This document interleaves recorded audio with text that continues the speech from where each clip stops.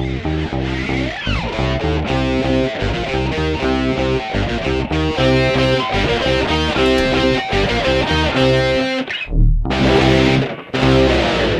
वालेकुम, मेरा नाम दुआ है और मैं बिलोंग करती हूँ Bahria university Karachi campus 5th semester media studies से। मैं आज आप लोगों के लिए लाई हूँ एक मज़ेदार पॉडकास्ट जिनमें हमारे साथ मौजूद है एक फेमस एंकर जिनका ताल्लुक़ मीडिया इंडस्ट्री से है, जिनके पास 20 साल से ज़ायद का एक्सपीरियंस है इलेक्ट्रॉनिक और प्रिंट मीडिया में। तो आज हम उनसे बात करेंगे मीडिया के हवाले से। तो वेलकम करते हैं हमारे आज के स्पीकर फ़हीम सिद्दीकी। अस्सलाम वालेकुम सर। वालेकुम अस्सलाम, thank you very much. Sir, आप आज बहरिया यूनिवर्सिटी कराची कैंपस में मौजूद हैं। आपने बहरिया यूनिवर्सिटी कराची कैंपस को विज़िट किया, इसके अलावा मीडिया डिपार्टमेंट को विज़िट किया, डिफरेंट स्टूडियोज़ देखे आपने। तो आप बहरिया यूनिवर्सिटी कराची कैंपस को किस तरह डिफरेंट करार देंगे दूसरी यूनिवर्सिटीज़ से? देखिए, इत्तेफाक से पिछले 4 दिनों में मैं मुख्तलिफ़ यूनिवर्सिटीज़ में गया और उन यूनिवर्सिटीज़ के हमने मीडिया डिपार्टमेंट देखे। और जब मैं यहाँ आया तो मुझे एक फ़र्क महसूस हुआ। ये फ़र्क ज़ाहिर है पब्लिक और प्राइवेट सेक्टर का भी फ़र्क है, लेकिन उसके बावजूद जब मैंने यहाँ पर देखा कि किस तरह के स्टूडियोज़ बनाए गए हैं और किस तरह से वो स्टूडियोज़ जो हैं वो सिर्फ़ और सिर्फ ये नहीं है कि वो बना के नुमाइश के लिए छोड़ दिए गए हों। उनमें मैंने बच्चों को, स्टूडेंट्स को मैंने मुख्तलिफ़ चीज़ों पे काम करते देखा है। मैंने एक ऐसा स्टूडियो यहाँ पर देखा है जो मैंने कहीं और नहीं देखा, कि जहाँ पर बाकायदा तौर पर करंट अफेयर के शो भी हो सकता था, मॉर्निंग शो हो रहा था, वहाँ पर जो है न्यूज़ का स्टूडियो मौजूद था, वहाँ पर कैमरे के ऊपर भी स्टूडेंट्स थे और स्टूडेंट्स में लड़के भी थे, लड़कियाँ भी थीं। तो मुझे बड़ा अच्छा लगा। साफ़ सी बात है कि हम जब, चूँकि मैं कोई दश्ते सहाफ़त की सयाहत में मुझे कोई 30 साल से ज़्यादा हो चुके हैं, और जब आप एक पोजीशन पे पहुँचते हैं तो आप ज़ाहिर है जो यंग ब्लड होता है, जो न्यू जनरेशन होती है, आप उसको इंटरव्यू भी करते हैं। तो जब मैं इंटरव्यू करता था तो मुझे एक कमी महसूस होती थी आम तौर पर, कि वो ये होती थी कि जी जो बच्चा आया है उसे थ्योरी तो पता है लेकिन उसे प्रैक्टिकल नहीं पता। कुछ अरसे पहले तक तो ये बहुत ज़्यादा थी, थोड़े कुछ अभी हम रिसेंट पास्ट की बात करते हैं तो फिर किसी हद तक बच्चों को थोड़ी बहुत चीज़ें पता होती थी। तो हमारी जो असल प्रॉब्लम ये होती थी कि हम इनको अगर हायर कर लेते हैं या इनको हम इंटर्नशिप तो चले दूर की बात, हम इन्हें ट्रेनिंग रिपोर्टर भी हायर कर लेते हैं तो ट्रेनिंग का जो पीरियड है वो बड़ा लंबा हो जाएगा। हम इन्हें कब तक सिखाएंगे, सीख के क्यों नहीं आए। यानी गुस्सा ये होता था कि यार पढ़ के आ रहे हैं, मास्टर्स करके आ रहे हैं या BS करके आ रहे हैं, चीज़ों की नो हाउ वो नहीं है जो हमें चाहिए। लेकिन मुझे आज मैं ये कह सकता हूँ कि जो बहरिया हमें देगा ना, इंडस्ट्री को जो देगा, वो तैयार लोग देगा। वो तैयार लोग इस तरह नहीं देगा कि खाली उनको जो है ऐसा आदमी, यानी मैं समझता हूँ कि बच्चा देगा वो हमें, जो जाके आप हमारे पास आए और हम उसे कैमरे के सामने खड़ा कर दें, हम उसे कैमरे के पीछे खड़ा कर दें, हम उसे एडिटिंग पे बिठा दें, हम उसे जो है वो कहीं पर रिपोर्टिंग के लिए भेज दें। ये चीज़ बहुत डिफरेंट और नई है मेरे लिए, और मैं इसके ऊपर जो है वो शुक्रिया अदा करूँगा, इसलिए कि एज अ मीडिया पर्सन मुझे, मेरा ये शुक्रिया बनता है बहरिया यूनिवर्सिटी को कि जी आप बहुत अच्छा काम कर रहे हैं, हमारे लिए बहुत अच्छा काम कर रहे हैं, आपको सलाम है। एक चीज़ ज़रूर मैं कहूँगा कि बहरिया को करनी चाहिए, जो मैंने आपके HOD से भी कही है, कि जी आपका फोकस उर्दू पे होना चाहिए। उसकी वजह क्या है? उसकी वजह ये है कि ज़ाहिर है आप जो कुछ पढ़ा रहे हैं उसके नतीजे में जो लोग जाकर इंडस्ट्री में मुख्तलिफ़ जगहों पर जब बैठेंगे, जाकर काम शुरू करेंगे, तो हमारे यहाँ इंग्लिश मीडिया बहुत कम है और डिजिटल मीडिया पे भी जो ज़्यादातर काम हो रहा है, ज़्यादातर चीज़ें हैं वो जारी उर्दू में। तो उर्दू पे फोकस होना चाहिए, ज़बान पे, ज़बान और बोली के फ़र्क के ऊपर, तलफ़्फ़ुज़ के ऊपर, इन सब चीज़ों पे काम होना चाहिए। मैं समझता हूँ कि ये एक अच्छा काम होगा अगर अल्फाज का ज़ख़ीरा आने वालों बच्चों के पास हो और वो जब कैमरे के सामने खड़े हों तो उन्हें कैमरा ऑपरेट करना और कैमरे के सामने खड़ा होना दोनों तो आता हो, लेकिन वो खड़े होने के बाद जो बोल रहे हैं उस बोलने में उर्दू के अल्फाज और ज़ख़ीरा जो है वो हो, ताकि लोगों तक उनकी बात पहुंच सके। इतने अल्फाज हों उनके पास कि जो घर में प्याज काटती हुई खातून है उसकी समझ में उनकी बात आ जाए, और इसी तरह वो शख्स जो ठेले पे खड़ा होकर कुछ बेच रहा है उसकी समझ में उनकी बात आ जाए। तो मैं समझता हूँ कि बहरिया यूनिवर्सिटी जो ज़ाहिर है बहुत सक्सेसफुल है इस वक्त भी, वो मज़ीद सक्सेस होगी। Thank you so much sir आपके पॉजिटिव रिस्पांस का। तो मतलब आज आप ऑडिशन लेने आए बच्चों का, तो आप यहाँ से खुश होकर जा रहे हैं? हाँ, मैं खुश होकर जा रहा हूँ। और पिछले, मैं ये बात मुझे पता नहीं कहनी चाहिए नहीं कहनी चाहिए, लेकिन जो पिछले 4 दिन की हमारी एक्सरसाइज है उसमें या तो मेरा स्टैंडर्ड थोड़ा सा हाई है कि मैं बहुत ज़्यादा वो कर रहा हूँ रेट, जो मुझे नहीं करना चाहिए, लेकिन फिर भी मेरा ये था कि पिछले 4 दिन में मैं बहुत कम बच्चों को अपना, जो मेरा एक वो है कि मैं A ग्रेड जिस बच्चे को देता हूँ उसके लिए जो मेरे लिए एज ए क्राइटेरिया है उसमें शायद मैंने आज ए ज़्यादा दी है। अच्छा सर, जैसा आपने कहा कि बच्चों में थोड़ी सी उर्दू की कमी है, तो आप बच्चों को क्या गाइड करना चाहेंगे कि उर्दू बेहतर करने के लिए उनको कौन सी बुक्स रीड करनी चाहिए और क्या मैं ऐसी चीज़ों को फॉलो करना चाहिए कि उनकी उर्दू बेहतर हो जाए? देखिए, मैं तो एक बात हमेशा कहता हूँ कि यार किताब से अपना रिश्ता जोड़ लो। किताब में कुछ भी पढ़ो, मैं ये भी नहीं कहता कि जी फला किताब पढ़ो, मैं कहता हूँ कुछ भी पढ़ लो जो तुम्हारा इंटरेस्ट है। उर्दू की पहली किताब से लेकर आखिरी किताब तक भी पढ़ लो जो भी नहीं आई है। तो आपकी उर्दू फिक्शन पढ़ें, सबसे पहले तो मैं कहता हूँ फिक्शन पढ़ें। फिक्शन में पढ़ते हुए एक तो ये होता है कि आप उस माहौल में किसी हद तक चले जाते हैं। उन्हीं किताबों के ऊपर जब ड्रामे बनते हैं आप देखते हो उन्हें और उनसे जो है इंस्पायर भी होते हैं, उन कैरेक्टर से इंस्पायर होते हो। उसकी बुक क्यों नहीं पढ़ते? बुक पढ़ो। फिक्शन पढ़ने से सबसे बड़ी अच्छी चीज़ जो क्या होती है वो ये होती है कि आपके पास अल्फाज का ज़ख़ीरा आ जाता है। दूसरी बात जिससे मैं मना करना चाहूँगा वो ये है कि खुदा के लिए इंडियन कंटेंट ना देखें। इंडियन कंटेंट की प्रॉब्लम क्या है? इंडियन कंटेंट की प्रॉब्लम यह है कि वहाँ के जो हरूफ तहज्जी हैं और हमारे जो हैं उनमें कुछ फ़र्क है। अब उस फ़र्क की वजह से हो क्या रहा है, मैं आमतौर पे बात कहता हूँ और बहुत ज़्यादा कहने लगा हूँ कि खुदा के लिए रोमन लिखना छोड़ दें बच्चे। जो आप चैट वैट में रोमन लिखते हैं वो चैट में रोमन लिखना छोड़ दें, या तो उर्दू लिखें या इंग्लिश लिखें। आप जब रोमन लिख रहे हैं ना तो आपके जहन में वही है जो आपने सुन लिया या देख लिया इंडियन कंटेंट में। उसकी मिसाल मैं आपको दूं कि आम तौर पे बच्चे रोमन में लिखते हैं गलत को GLT। ये GLT गलत है, ये लफ्ज़ है गलत। अगर इसे आपने रोमन में लिखना भी है तो GHALAT होगा। तो और वो गैन गायब हो गया है, अब गैन है ही नहीं, हम कहते हैं गलती हो गई। नॉट गलती क्या होती है? वगैरह, वगैरह नहीं है, वगैरह है। तो ये चीज़ें जो है ना बहुत इंपॉर्टेंट हैं। अब मैं इसके एक वो देता हूँ बच्चों से, आमतौर पे मैं कहता हूँ, मेरा बच्चा भी कर रहा है इसलिए मैं कोई इस पर वो नहीं कर रहा, मैं सारे बच्चों की बात कर रहा हूँ, मैं तो मेरा अपना बच्चा भी यही करता है। तो उस दिन मैंने उससे पूछा कि अच्छा तुम ये कर रहे हो, गैन तुमने गायब कर दिया है, तो जब सूरह फातिहा नमाज में पढ़ोगे तो गैरिल मगदूब पढ़ोगे या गैरिल मगदूब पढ़ोगे? तो ये बेसिकली मैं चाहता हूँ कि हम ज़बान से अपना जो रिश्ता है वो हम जोड़े रखें। बोली अलग होती है, ज़बान अलग होती है। हम चूँकि मीडिया के स्टूडेंट्स और मीडिया यूनिवर्सिटी में पढ़ रहे हैं आप लोग, तो आपके लिए जो ना ज़ुबान से जुड़ना बहुत इंपॉर्टेंट है। बोली तो वो है जो आप घर में बोल रहे हो, वो एक बिल्कुल अलग है। किसी के घर में मेमनी बोली जाती है तो वह मेमनी लहजा, मेमनी वो, उसका कोई मसला नहीं है। लेकिन जो अल्फाज आप जब किसी मीडिया इंडस्ट्री में जाओगे तो वहाँ पर जो आपने ज़बान इस्तेमाल करनी वो आपको आनी चाहिए। सर, आजकल बच्चों के पास 2 ऑप्शन है, सोशल मीडिया, डिजिटल मीडिया और इलेक्ट्रॉनिक मीडिया। तो बच्चे एक चीज़ पर फोकस नहीं कर पाते, तो आप उनको क्या एडवाइस देना चाहेंगे कि वो किस तरह एक जगह पर फोकस करें? या मेरी बात से ना कंफ्यूज ना हो जाना, मैं पता नहीं वजाहत कर सकूँ नहीं कर सकूँ इस बात की, लेकिन मैं ये समझता हूँ कि पाकिस्तान में नेशनल मीडिया जो है ना उसका कोई बहुत ज़्यादा मुस्तकबिल नहीं है। उसकी वजह यह है कि नेशनल मीडिया, जब हमने इलेक्ट्रॉनिक मीडिया ज्वाइन किया था 2002 में, तो उस वक्त जब जियो आया था तो उस वक्त ये था कि जी आपने आम आदमी की बात करनी है, आम आदमी के मसाइल पे बात करनी है। लेकिन क्या आज का नेशनल मीडिया आम आदमी के मसाइल पे बात कर रहा है? आम आदमी को इससे कोई सरोकार नहीं है कि नवाज़ शरीफ की कितने केसेस में ज़मानत हो गई, इमरान के कौन से केस कोर्ट में चल रहे हैं, उसमें आज समाअत के दौरान क्या हुआ। लोगों को इससे कोई दिलचस्पी नहीं है। लोगों का मसला है बिजली, पानी, गैस, महंगाई, इंफ्रास्ट्रक्चर, तालीम, सेहत के मसाइल, ये लोगों के मसले हैं। ये मसले आज नेशनल मीडिया पे नहीं हैं। ये मसले कहाँ हैं?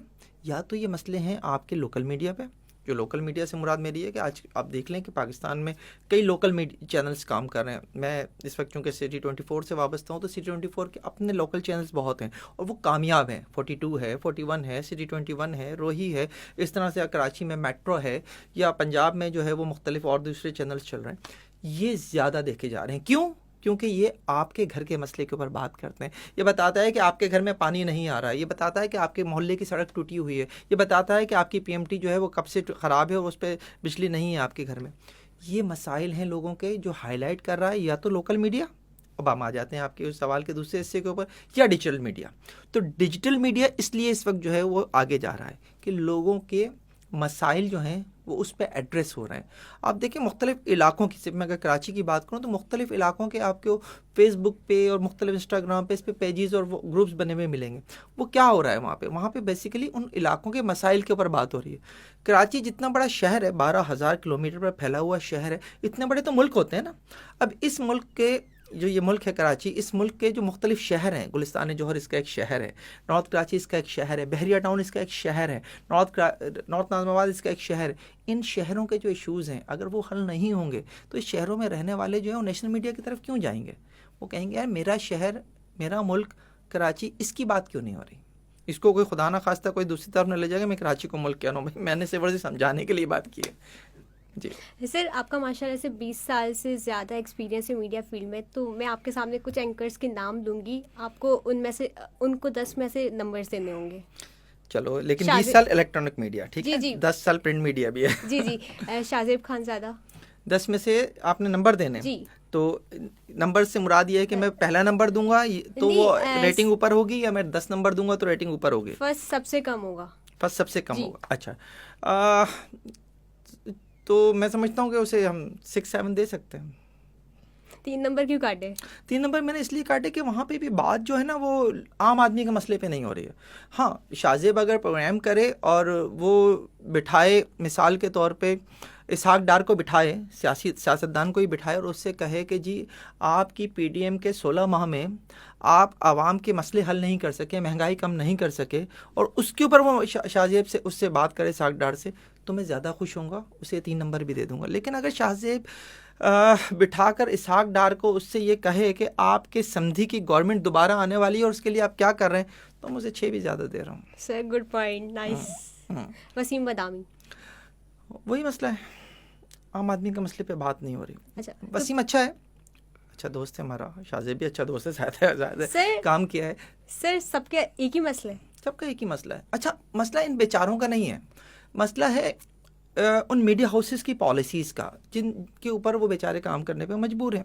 अब एक मीडिया हाउस चाहता ही यही है कि जी उसने मुर्गे लड़ाने हैं, एक सियासतदान दूसरे सियासतदान से बैठ कर उसे लड़ाना है, तो इसमें इन बेचारों का क्या किरदार। लेकिन मैं फिर यही कहूँगा कि आम आदमी की जब बात नहीं होगी तो आम आदमी आपके साथ एसोसिएट नहीं हो सकेगा। वो एसोसिएट होगा जाके उस शख्स के साथ जो डिजिटल मीडिया पे, यूट्यूब पे अपना चैनल कर रहा है लेकिन बात आपकी कर रहा है, तो वो उससे ज़्यादा ऊपर चला जाएगा।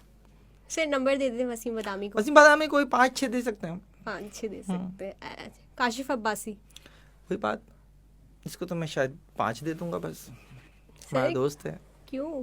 वजह वही है बेटा, मेरा इनसे कोई इख्तलाफ नहीं है, मेरा इख्तलाफ सिर्फ ये है कि ये आम आदमी के मसले पे बात नहीं कर रहे। अब मैं ये कहेंगे कि जी हम सब सियासतदानों को बिठाते हैं तो हम सियासतदानों के सामने रखते तो अवामी मसाइल ही है ना भाई। अवामी मसाइल रखना काफ़ी नहीं है, अवामी मसाइल के हल के ऊपर दोबारा बुलाकर उस पर बात करना भी तो ज़रूरी है ना। कि एक शख्स आज आपके प्रोग्राम में ये कहकर उठ गया, दावे करके उठ गया कि जनाब हम ये कर देंगे अगर हमारी गवर्नमेंट आ गई। ये तमाम लोग जिनके आपने नाम लिए हैं, ये पिछले 15 से 20 साल से इसी इंडस्ट्री में प्रोग्राम्स कर रहे हैं। क्या आपने किसी दूसरे, जब वो एक शख्स अपोजिशन से गवर्नमेंट में गया, गवर्नमेंट से अपोजिशन में आया, तो आपने बिठा के उससे पूछा कि आप गवर्नमेंट में क्या डिलीवर कर सके और क्यों नहीं डिलीवर कर सके? ये बेसिकली सवाल है आम आदमी का, और ये आम आदमी का सवाल नहीं हो रहा नेशनल मीडिया पे। सर आपके ख्याल में कोई ऐसा एंकर है जिसको आप पर्सनली जानते हो या आपका जो आम मसलों पे बात कर रहे हो? जैसा कि आप लोग बता रहे हैं कि वसीम बदामी हो गया, शाहजेब खानज़ादा हो गया, वो आम मसाइल पे बात नहीं कर रहे, तो आप अपनी तरफ से बताएं कि जो आम मसाइल पे काम कर रहे हैं। देखो बेटा, वही बात आ जाती है कि लोकल चैनल्स जो है ना, अगर आप लोकल चैनल्स उठा के देखो तो लोकल चैनल्स पे जो प्रोग्रामिंग हो रही है, वो प्रोग्रामिंग में फिर जो है ना आम आदमी की बात हो रही है, आम आदमी के मसले पे बात हो रही है। जैसे मैं फिर वो आ जाएगा कि शायद मेरा टिल्ट है इसलिए कि मैं ये बात कर रहा हूँ कि मैं इस वक्त चूँकि सिटी न्यूज़ नेटवर्क से वाबस्ता हूँ, तो हमारे जो लोकल चैनल्स हैं उन पे इस तरह का काम हो रहा है। लेकिन मैं बताना सिर्फ ये चाहता हूँ कि वो देखे जा रहे हैं और उनके देखे जाने से मसले हल हो रहे हैं। यानी मैं आपको सिटी 42 की बात बताऊँ, सिटी 42 लाहौर का एक चैनल है। सिटी 42 करता क्या है, जो हम कराची में भी करते हैं, सिटी 42 करता ये है कि अगर कहीं की PMT चली गई है, उड़ गई है, तो सिटी 42 की टीम वहाँ जाकर खड़ी हो जाएगी, वहाँ से लाइव रिपोर्टिंग शुरू कर देगी, हर बुलेटिन में करेगी। वहाँ पे हुआ ये है कि वहाँ वापडा के लोगों ने आके हाथ जोड़े हैं कि भाई हम PMT लेकर आ गए, हम चेंज कर रहे हैं, खुदा के लिए अब जाओ यहाँ से। ये अवामी मसला हल हुआ ना। तो ये है बेसिकली जो होना है, जो करना चाहिए मीडिया को, जो मीडिया का काम है, मीडिया ही नहीं कर रहा। तो मैं समझता हूँ कि जो लोकल चैनल्स पे चाहे कोई भी काम कर रहा है, कोई भी काम कर रहा है और वो अवामी मसले पे काम कर रहा है, तो समझता हूँ मैं कि वो बड़ा काम कर रहा है। सर आपने जियो में एफआईआर का एक मशहूर फेमस शो किया है, तो आजकल ऐसे शोज क्यों नहीं हो रहे? क्योंकि लोग देखना नहीं चाहते। क्यों नहीं देखना चाहते? हाँ, एफआईआर बंद हुआ उस वक्त जब 2014 में जब एक धरना चल रहा था इस्लामाबाद में, हमारी जो यूथ है उसके पसंदीदा लीडर का नाम लेने पे पाबंदी है। तो इसलिए ये नहीं समझिएगा मैं निकाह में उनका, तो इसलिए नाम नहीं ले रहा, खातून नहीं हूँ मैं, तो उनके नाम लेने पे आजकल पाबंदी है। तो उसके बाद जो है हम उस प्रोग्राम को वाइब नहीं कर सके। एफआईआर एक ऐसा शो था जो आम आदमी के साथ होने वाले इश्यूज़ को हाईलाइट करता था और अपने वक्त का पॉपुलर तरीन प्रोग्राम था। और मैं आज भी, जबकि मुझे 10 साल होने वाले हैं उस प्रोग्राम को छोड़े हुए, स्क्रीन को छोड़े हुए, लोग आज भी मुझे एफआईआर के नाम से जानते हैं, फ़हीम सिद्दीकी के नाम से कम जानते हैं। लोग मुझे देखते हैं तो कहते हैं एफआईआर। तो हमने जो उस वक्त कोशिश की थी वही की थी कि लोगों के जो मसाइल हैं उनको हल करना, तो चलो अगर हमारे हाथ में नहीं है तो कम से कम जो मीडिया का काम है कि हम उन्हें सामने ले आएँ, वो हमने काफ़ी हद तक किया। जो आपकी बात है कि क्यों नहीं देखा जा, वो क्यों वो अब ऐसे प्रोग्राम नहीं हो रहे, उसकी वजह ये है कि हमारी जो यंग जनरेशन है वो अब कुछ और देखना चाहती है। वो एक तो डिजिटल की तरफ स्विच हो गई है, और जो पुराने लोग हैं उन्हें जो है किसी हद तक सियासत में दिलचस्पी है, या जो हमने 20 सालों में उनके जहनों में भर दिया है कि भाई ये सियासतदान, तो उसकी वजह से वो किसी हद तक जो है वो ऐसे शोज़ पसंद करते हैं। कुछ जो है हमारे ऊपर पाबंदियाँ भी हैं कि आपने ये मसला नहीं दिखाना, ऐसा प्रोग्राम नहीं दिखाना, आपने वैसा प्रोग्राम दिखाना है, तो उसकी वजह से वो नहीं हो। मैं आपको इसकी एक मिसाल दे दूँ अपने प्रोग्राम को छोड़ के, कि जियो ने एक प्रोग्राम शुरू किया, जियो किताब, बड़ा दिलचस्प प्रोग्राम था, बहुत अच्छा प्रोग्राम था। गाजी सलाउद्दीन कोई भी एक किताब लेकर बैठते थे और उस किताब में से बताते थे कि ये किताब फ़लाँ ने लिखी है, फ़लाँ मौजू पे लिखी है, इस किताब में ये है। बहुत अच्छा प्रोग्राम था, नहीं देखा गया, बंद करना पड़ा जियो को। कैरियर ऑनलाइन, जियो ने एक प्रोग्राम शुरू किया जिसमें जो है आप जैसे बच्चे जो है वो आके बैठा करते थे, उस जिस भी फील्ड के होते थे, उस फील्ड के जो माहिर होते थे वो बैठते थे स्टेज पे, और वो बच्चों को गाइड करते थे कि आप इस अगर फील्ड में उस दिन का जो भी टॉपिक होता था, इस फील्ड को अगर ज्वाइन करते हैं, आप डॉक्टर बनना चाहते हैं तो डॉक्टर बैठे होते थे, इंजीनियर बनना चाहते हैं इंजीनियर बैठा होते थे, और कोई और फील्ड से होते थे, बताते थे कि आप इसे जो है क्यों आप इस फील्ड को ज्वाइन करें। नहीं देखा गया, बंद करना पड़ा जियो को। तो बेसिकली जो है ना वो मसला क्या है, जब तक हम ये कौम अपना टेस्ट डेवलप नहीं करेगी उस वक्त तक जो है वो मसाइल यही रहेंगे। जो आप देखना चाहते हैं अगर उसके ऊपर आप जाके जो है वो चैनल को मजबूर करें कि मुझे ये दिखाओ, तब जाके चैनल आपको दिखाएगा, वरना सेकंड के 10वें हिस्से में, आज के दौर में चैनल चेंज होता है, सेकंड के 10वें हिस्से में आपको ग्रैब करना है चैनल ने। चैनल वो अगर कर लेगा तो वो चैनल की कामयाबी है। ये जो हम स्क्रॉल करते हैं ना आप लोग मोबाइल पे अंगूठे की मदद से, ये तो सेकंड के 10वें हिस्से से भी कम वक्त में हो जाता है, ये शायद 5वें हिस्से में हो जाता होगा।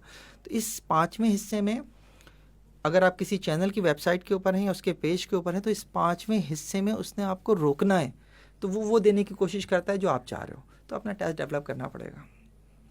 सर आपने जैसे लोकल चैनल्स के बारे में बात की, तो हम लोग अक्सर देखते हैं कि लोकल चैनल्स में पुराने वक्त में भी काफ़ी सैलरीज़ का इशू रहा है और इस वक्त भी काफ़ी इश्यूज़ हैं, तो इसके ऊपर आपने काफ़ी काम किया है, तो आप अब क्या आपके लिहाज से अब मसले हल हुए या अभी तक वही हालात हैं?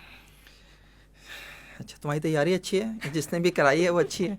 अगर तुम मुझसे ये कहलवाना चाह रही हो कि मैंने जियो क्यों छोड़ा, तो हाँ, मैंने 21 साल के बाद जियो इसलिए छोड़ा कि मैं वहाँ पे सैलरीज़ के मसले के ऊपर लड़ रहा था, और मेरा मुतालबा था कि जी आप ने 2017 से लोगों की तनख्वाहों में इजाफ़ा नहीं किया है, आप लोगों की तनख्वाहों में इजाफ़ा करें। मैंने जियो में जो है वो पेन ड्रॉप स्ट्राइक्स कराई, मैंने जियो में जो है वो मुख्तलिफ जो तरीके से जो हम प्रोटेस्ट कर सकते थे वो हमने किए, लेकिन उन्होंने एक वक्त में जो है कहा फ़हीम साहब गुड बाय। मैंने कहा थैंक यू वेरी मच। मुझे कोई रिग्रेट नहीं है 21 साल के बाद जियो छोड़ने पे, मुझे कोई रिग्रेट इसलिए नहीं है कि मैं अपने लिए कुछ नहीं मांग रहा था, मैं लोगों के लिए मांग रहा था। मेरा जो मुतालबा था कि इस बेच तक आप सैलरी बढ़ा दें, तो मेरी सैलरी उससे ऊपर थी, तो मेरा अपने लिए कोई मुतालबा नहीं था। अफसोस है कि आज भी जो है वो जियो या यंग ग्रुप में सैलरीज़ के बढ़ने के इशूज़, इंक्रीमेंट आज तक नहीं हुए मेरे निकाले जाने के बाद भी, और लेकिन यह है कि कम से कम इतना ज़रूर हुआ कि हमारी उस वक्त के प्रोटेस्ट से, उस वक्त की जो भी हमारी मूवमेंट थी, कि तनख्वाहें वक्त पर मिलना शुरू हो गई। जो तनख्वाहों में डिले था वो अल्हम्दुलिल्लाह अब जियो में नहीं है, और इंडस्ट्री में भी काफ़ी हद तक जो है वो बेहतरी है इस हवाले से कम तनख्वाहें वक्त पे दी जा रही हैं। तनख्वाहों में इजाफ़ा नो डाउट नहीं किया जा रहा। लोकल चैनल्स की बात नहीं करें, लोकल चैनल्स में तो मैं समझता हूँ कि सूरत हाल फिर बेहतर है। जो हमारा नेशनल मीडिया है वहाँ पे सूरत हाल थोड़ी सी ख़राब है, और मैं समझता हूँ कि मालिकान जितना कमा रहे हैं उसमें से उन्हें शेयर जो है वो नीचे देना चाहिए। सर मैं आपसे बस एक सवाल करना चाहूँगी कि पहले ज़माने में मीडिया के बारे में बहुत सी बातें बोली जाती थी कि मीडिया में नहीं जाना चाहिए, तो आजकल भी बहुत से फैमिलीज़, पेरेंट्स ऐसे होते हैं जो अपनी बेटे हो या बेटियां दोनों को नहीं आने देती मीडिया में, तो आप उन पेरेंट्स को, उन स्टूडेंट्स को क्या एडवाइस देंगे? क्या मीडिया का माहौल किस तरह का है? क्या आप अपना फ्यूचर बना सकते हैं उसमें या नहीं? बिल्कुल बना सकते हैं। मैं कहता हूँ कि आइए और आकर देखिए। आपको आज कई नाम आपको नज़र आएंगे जिन्होंने मीडिया इंडस्ट्री में, ख़वातीन भी हों चाहे लड़कियां हों या लड़के हों, दोनों ने जब इस इंडस्ट्री को बतौर प्रोफेशन चूज़ किया तो आज वो तमाम नाम जो हैं वो आपको सक्सेसफुल नज़र आएंगे। अभी आपने जितने नाम लिए एंकर्स के तौर पे, ये भी इसी हमारी सोसाइटी से आए थे। अगर मैं ख़वातीन में नाम लूँ तो मैंने फातिमा समीर का नाम लूँ, मैंने तहरीम फातिमा का नाम लूँ, मैं उस्माल करीम का नाम लूँ, मैं मौजूदा आयशा बख्श का नाम लूँ, मैं सना बुच्चा का नाम लूँ, ये सारे लोग इसी इंडस्ट्री से, इसी सोसाइटी से थे। उन्होंने ज्वाइन किया और ज्वाइन करने के बाद जो है वो नाम बने। तो इंडस्ट्री कोई भी हो, अगर आप ख़ुद सही हैं तो आपके इर्द गिर्द का सारा माहौल जो है वो सही हो जाता है खुद ब खुद। तो मैं समझता हूँ कि आना चाहिए, सबको आना चाहिए, आके ट्राई करें। चैलेंज होता है, चैलेंज हर जगह होते हैं। आप किसी यूनिवर्सिटी के शूज़ को आप ले लीजिए तो आपके सामने पिछले दिनों की कुछ ख़बरें होंगी जो पाकिस्तान की यूनिवर्सिटी से मुताल्लिक़ थी कि वहाँ पर जो है वो शूज़ रहे बच्चों को। तो चैलेंज कबूल करना चाहिए। हम एक ऐसी नेशन है जिसमें चैलेंज कबूल करने की बहुत हद तक जो है वो एक ताकत, हिम्मत है। तो मैं समझता हूँ कि वालिदैन को नहीं रोकना चाहिए, लेकिन वालिदैन भी क्या करें। मसला सारा ये है कि हमारा जो एक माहौल या ओवरऑल जो एक वो बन गया है, इमेज क्रिएट कर दी गई है, इमेज क्रिएट कर दी, ओवरऑल ये बन गया ना कि यार मेरा बच्चा या बच्ची जो है वो घर से निकलेगी तो उससे मोबाइल छीन लिया जाएगा, वो घर से निकलेगी तो फलां रोड टूटा हुआ है, वो घर से निकलेगी तो अच्छी एजुकेशन नहीं है, हेल्थ की फैसिलिटीज़ यहाँ नहीं है, इंफ्रास्ट्रक्चर ठीक नहीं है। तो लोग आज अपने बच्चों को मुल्क से बाहर भेजने की फ़िक्र ज़्यादा कर रहे हैं। तो मैं समझता हूँ ये ब्रेन ड्रेन हो रहा है। ये वो बच्चे हैं जिन्होंने ये मुल्क चलाना है। अगर ये मुल्क से बाहर चले जाएंगे तो ये कोई और मुल्क तो चला लेंगे, लेकिन फिर हमारे मुल्क का क्या होगा? तो मैं समझता हूँ कि इस पे थोड़ा सा हमारे वालिदैन को सोचना होगा, हमारी यूथ को सोचना होगा कि ये वो मुल्क है जिससे बाहर जाने के बाद भी ना आप अपने नाम के साथ लफ्ज़ पाकिस्तानी नहीं हटा सकते हैं। आप कहलाते पाकिस्तानी ही हैं, तो पाकिस्तान की खिदमत करें। Thank you so much sir, आप हमारी यूनिवर्सिटी में आए। उम्मीद करती हूँ कि आप दोबारा आएंगे और इसी तरह मैं आपका इंटरव्यू लूँगी किसी नए टॉपिक के ऊपर। शुक्रिया, thank you so much. Thank you. मैं थी आपके साथ दुआ। उम्मीद करती हूँ कि आज का पॉडकास्ट आपको पसंद आया होगा। मिलते हैं एक नए पॉडकास्ट के साथ, जब तक दीजिएगा मुझे इजाज़त। अल्लाह हाफिज़।